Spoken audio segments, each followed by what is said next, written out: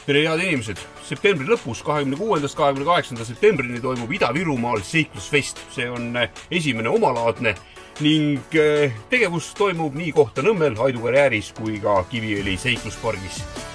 Ja mina olen sattunud seda üritust kuidagi moodi läbi vedama. Aga et teie ka teaksite, mis siin siis teha saab, teeme väikese ringkäigu.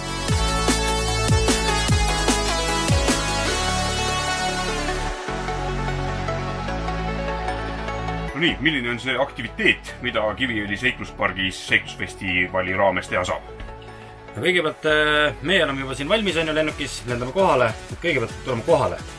Aga kui te jõuate Kiviõli, siis siin saate turnida postide otsas kõrgseikluspargis, mis on siis ebatraditsiooniline võrreldes muude parkidega, mis on ehitatud metsa, puude vahele. Meie oleme teinud kõrgete postide otsa.